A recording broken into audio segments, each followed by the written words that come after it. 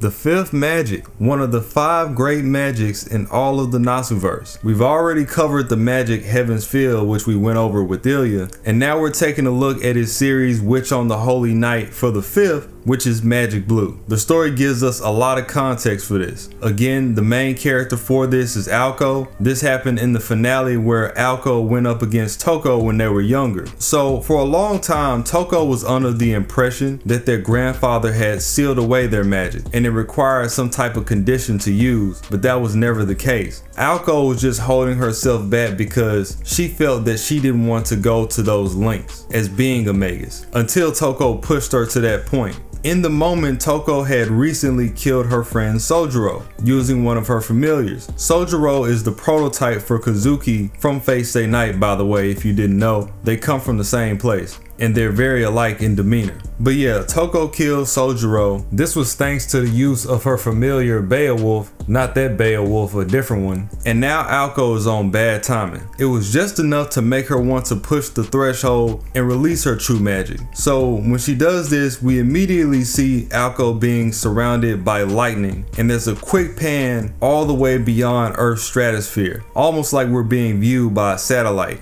And you can still see Aoko charging up this move. That just goes to show the magnitude, the scale. And it outright says that using magecraft is one thing, but using any of the true magics puts you on the level of the gods. No ifs, ands, or buts about it. And then it brings us back to a red shadow that popped up before in the story. Now this red shadow has already appeared when she was pushing her body to her limits and she considered using it, but she didn't. This was in her fight against Alice. And when it showed up the first time, it was more so of a consciousness thing, and it was telling her that it was showing up for that exact reason, because she was even entertaining the thought of using magic at all. This time she's actually going to use it. Before anything, magic is a sin, and anybody that tries to exercise this level of mystery will be killed by the shadow. Now this is where it gets real ambiguous. There's a lot of ways that you can view that statement. We know that the shadow is tied back to the root,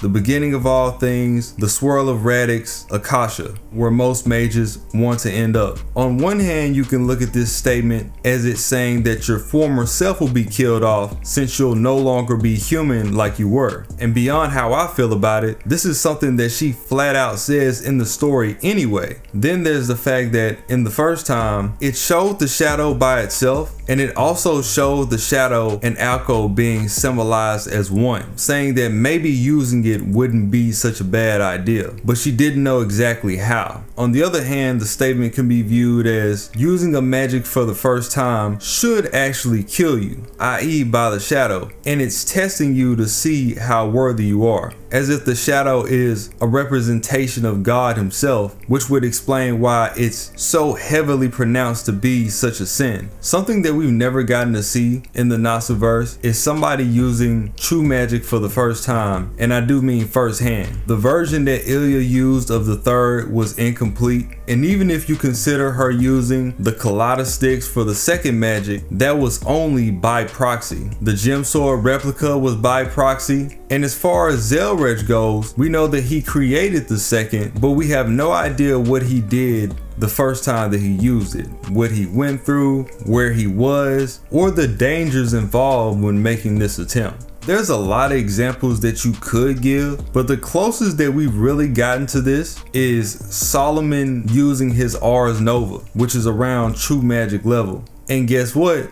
It killed him. At least that variation of him. So this will be our first official look into that process. So going back to the root, we do know that the root itself has often been compared to God. You know, the Holy Grail, this grand ritual, this void that grants you any of your greatest desires. It's almost been framed like you're borrowing powers from God. And I feel like this scene embodies a lot of that. She starts us off with the incantation, and just this alone was enough to fracture all of the air that was around her. Yet another example to show that this is no joke. We usually see this from spells that are super powerful. Gil, for example, he also fractures space and textures when he's charging up his Aya. And this could go for anything that's piercing textures really. Rongo Miniot, like how crazy is it that a human is casting a spell on the level of Aya and Rongo? You gotta pay homage. Just them making this attempt, they gotta be insane. So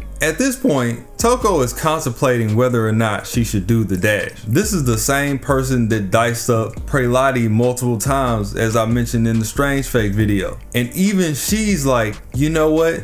This might not be the move. What's really keeping Toko there is that she's always wanted to witness this level herself and be a part of it. So she's torn between her own safety and just pure curiosity. In the next phase, you have everything immediately stopped that's around her, and Aoko is the only one that's allowed to move. For some reason, I'm like imagining a Quicksilver moment from Marvel where he goes all around space and everybody is frozen. It sounds like that. Everything that was around her vanished, and now she's starting to enter a metaphysical location where only she resides. She's surrounded by stars, and once again, there's the shadow. She says that the red shadow was always going to be her biggest hurdle. Now before, when she was on the cuffs of using the move, the shadow was starting to grab her face in a pseudo manner, not actually, but just to ward her off and warn her how far that she's going into oblivion. This time around, it's a bit further back than it was before, and the environment is sort of like a desert. She's more than certain that the shadow is gonna get her this time, but what the scene is really showing is her growth. If anything, the shadow is even further away than it was before.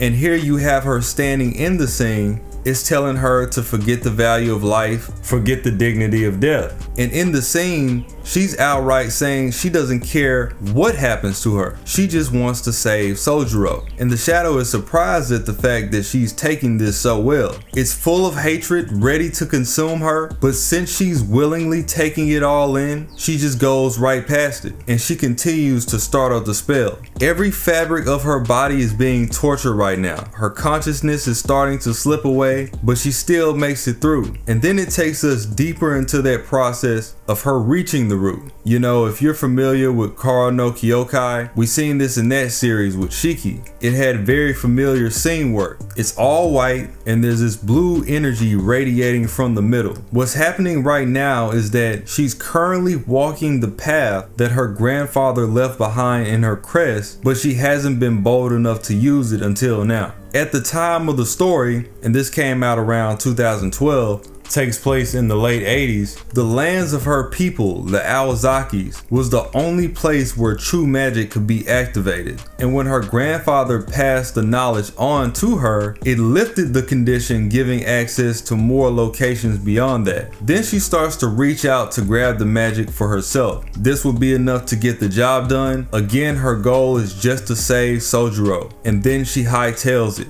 One big phenomena that revolves around the root is that if you continue down the path and you actually touch the core of the root itself, you just disappear. People that have done this become unheard of. So later in this fight scene, she explained that she didn't continue the path. She stopped at the door, aka the gate to Akasha, and she turned around. But she did nab the magic while she was there. Something else that we noticed is that time begins to flow backwards multiple times. You see the scenery change, you see the seasons change, the weather, everything is going in reverse. Just the act of her doing this is starting to stir up the planet. It's starting to make Earth want to fight her back. It makes the Earth want to ramp up the counterforce, so it's just going against her in the meantime. Really interesting stuff. She then points out in her own words that she has officially disturbed the natural order of the world. It returns us back to the present, and this time around she's got this pure white hair from her ascension, and there's embers flowing all around her body. Right now she's holding a massive amount of heat,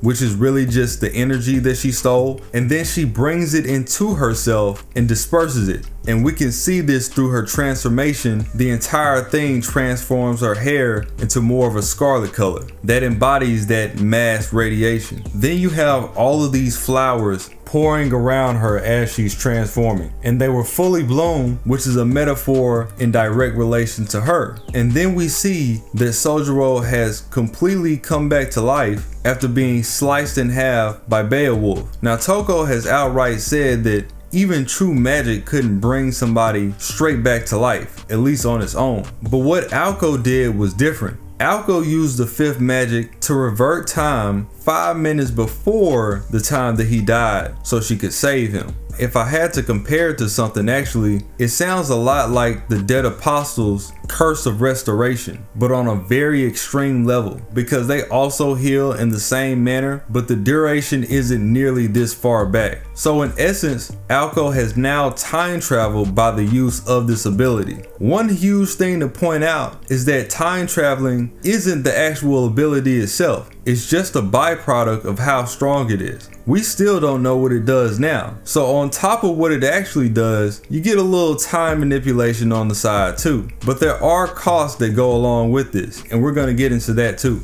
So beyond her taking the time back 5 minutes, there were also other things at play. She had to fix the situation too. There's no way that she could do it on her own. Toko was just too strong at the time. She far exceeded Aoko's base form per se. So without her doing this, Sojiro would just go down again. So what she did is borrow 10 years of his memories and added them to her soul for these exact 5 minutes. And once that exchange was over, she would go back to normal, and those memories, at least for him, would cease to exist. And by the end of the fight, we do know that he still remembers her, so she didn't take anything recent. What she took was his childhood. Now that Aoko has took this for herself, she has mentally and physically aged 10 years ahead of the time where she was, which is 17 years old, and entered her prime, a point where she would actually be a true threat as a Magus, night and day from what she was before. Toko, who only knows really good magecraft, couldn't dream of combating her by this point. Mind you that Toko is one of the strongest mages in the verse. She has hundreds of magic crests woven around her as a way of a defense. That's what you see, the big butterfly wings. All of those are magic crests in the form of wings. Super impressive.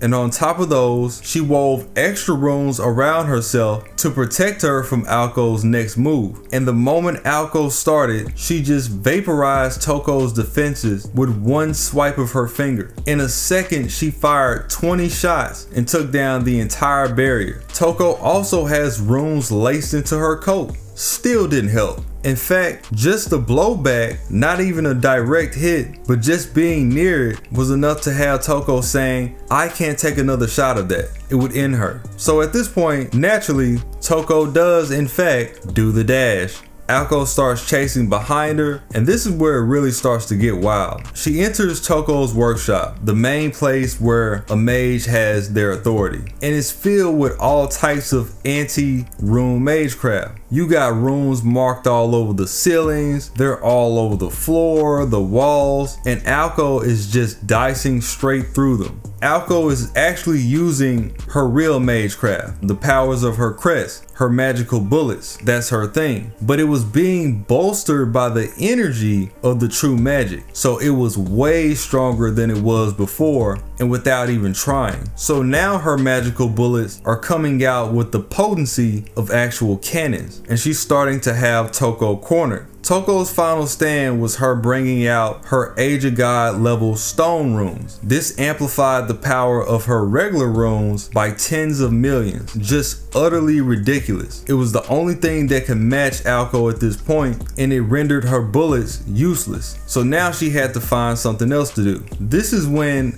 out of nowhere, Aoko starts applying the effects of the fifth magic again to herself, removing her own body from the axis of time while she's being shot. So she's phasing in and out of the world itself in second long intervals to avoid nearly all of Toko's attacks. Toko used her final stone one last time to beam her for a direct hit, and Aoko just ate it. She went straight through it and smashed the stone. And then she follows this up by blitzing Toko with one of her reinforced kicks right after. Needless to say, Toko is finished, and some other stuff happens concerning her, but that's a whole nother video. Amazing fight, by the way. You gotta actually see it. So going back to her initiating the 5th magic, Aoko actually nerfed herself. She didn't use a lot of the magic, and she was still able to do all of that. Because she wanted it to stay at such a low scale, she specifically kept the move between her and Sojiro. So that's what it affected. Her, Sojiro, and the immediate area that was around them. The field that changed, it changed into white flowers. That was a place where Sojiro was connected to. So again, she made that his safe haven.